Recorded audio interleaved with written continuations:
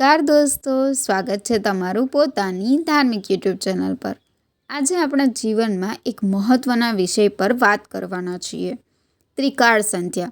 આ શબ્દ સાંભળતા જ કદાચ તમને વિચાર આવે કે એ શું છે, એ શા માટે એટલું મહત્ત્વપૂર્ણ છે। આવો આપણે જાણીએ ત્રિકાળ સંધ્યાનું રહસ્ય અને જીવનમાં તેની ઉપયોગિતા। આપણે માનવીને બુદ્ધિશાળી પ્રાણી ગણવામાં આવે છે, પણ એ જ સાથે વિચારશીલ પણ છે। જીવનમાં ક્યારેક દરેકને પ્રશ્ન થાય કે મારું જીવન કોણ ચલાવે છે? આ શરીર કોણ ચલાવે છે? આ શરીર કેવું અદ્ભુત સંયોજન છે।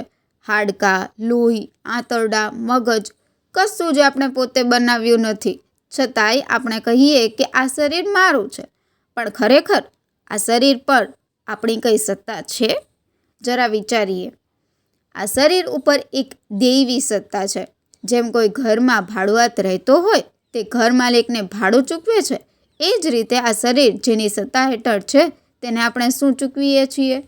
આ ભાડું એટલે કૃતજ્ઞતા। જ્યારે આપણે સવારે ઉઠીએ ત્યારે કોણ ઉઠાડે છે? સ્મૃતિ કોણ આપે છે? જો એ સ્મૃતિ ન મળે તો શું થશે? બધું ભૂલી જઈએ। એ સત્તા આપણને જગાડી અને સ્મૃતિ આપે છે, તેથી જ આપણે કામકાજ પર જઈ શકીએ। જ્યારે આપણે ભોજન કરીએ ત્યારે પાચન તંત્ર કોણ ચલાવે છે? ખોરાક લોહીમાં કેવી રીતે પરિવર્તિત થાય છે? દરેક માનવીનું લોહી લાલ જ કેમ? આ બધું કોણ ચલાવે છે?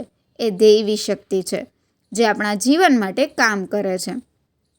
જ્યારે આપણે સૂઈએ છીએ ત્યારે ઊંઘ કોણ લાવે છે? શું ઊંઘ લાવવા માટે આપણને પ્રયત્ન કરવો પડે છે?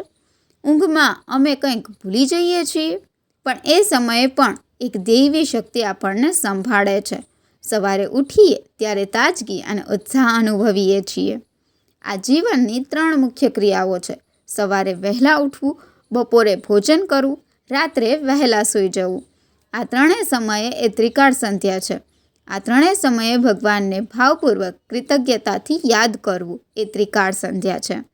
આ ત્રિકાળ સંધ્યા કરવાથી કૃતજ્ઞતાનો ગુણ વિકસે છે, ભાવમયતા વધે છે, કુટુંબમાં પ્રેમ અને એકતા વધે છે। આજે સમાજમાં લાગણીની ઓછી થઈ ગઈ છે।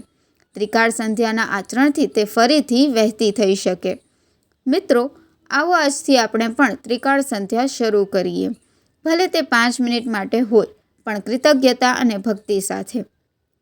વિડીયો પસંદ આવી હોય તો લાઈક અને શેર કરજો અને ચેનલને સબસ્ક્રાઈબ કરવાનું ભૂલતા નહીં। જય શ્રી કૃષ્ણ, ધન્યવાદ।